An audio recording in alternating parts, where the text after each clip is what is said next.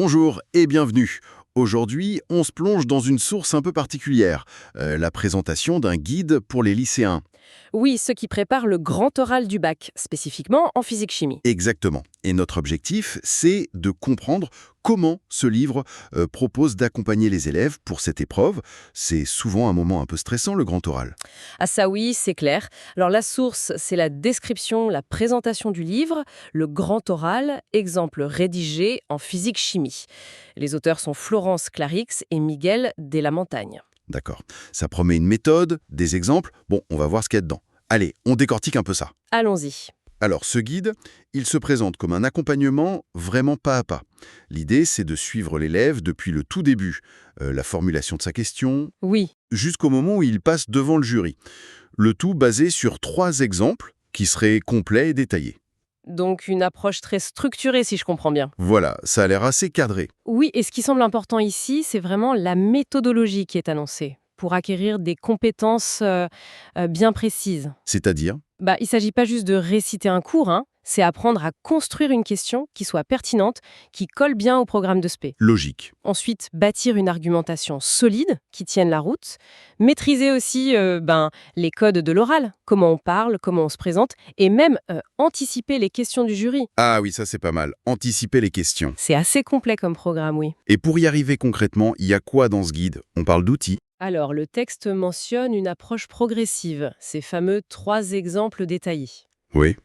Et puis, quelque chose d'intriguant. Des cartes d'argumentation visuelles. Ah, des cartes visuelles, ça ressemble à quoi ça? Des schémas?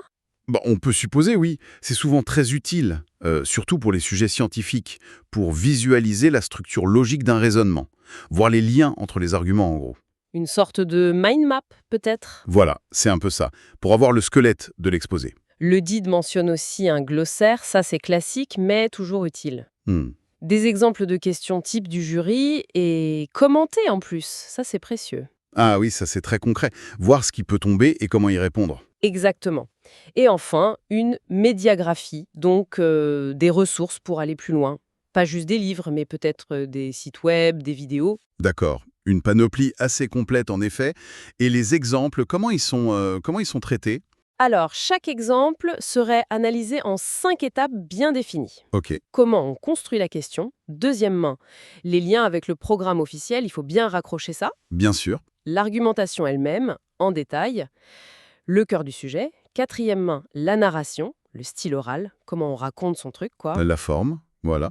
Et cinquièmement, la préparation aux questions potentielles du jury. Encore une fois, l'idée, c'est vraiment de découper la tâche pour que ça fasse moins peur. Oui, ça peut démystifier l'épreuve, c'est sûr. L'ouvrage est écrit par un enseignant expérimenté, nous dit-on, et il affirme donner les clés pour transformer ses connaissances. Hmm. Le texte mentionne même spécifiquement les connaissances mathématiques, en une présentation orale qui soit structurée et convaincante. Intéressant ce point sur les maths. C'est vrai que c'est souvent un écueil en physique-chimie à l'oral. Comment on explique une formule, une démarche mathématique, sans juste la poser là? Oui, comment on la rend vivante, pertinente dans le discours? Exactement. Le but affiché, si on lit entre les lignes, c'est vraiment d'aider l'élève à comprendre ce qu'on attend de lui, Hmm. à trouver l'inspiration avec les exemples, à construire sa propre présentation et surtout à gagner en confiance pour l'oral. Et il est mentionné une méthode qui aurait fait ses preuves. Bon, ça c'est un peu marketing peut-être, mais Oui, c'est le genre de formule qu'on trouve souvent. On peut imaginer que ça fait référence à l'expérience de l'auteur, au retour d'élèves peut-être. Sans plus de détails, difficile d'en dire plus, mais ça suggère une certaine validation sur le terrain. d'accord. Donc, si on essaie de résumer un peu, ce guide, il propose une approche très outillée, très structurée. C'est ça. Pour préparer le grand oral de physique-chimie, on décompose une tâche qui peut sembler énorme en petites étapes plus gérables. Voilà. Et on fournit des exemples concrets pour ne pas partir de zéro. L'idée, c'est de rassurer et de guider. Exactement. Et au-delà de juste réussir son bac, ça soulève une question, je trouve. Ah oui, hein. Laquelle?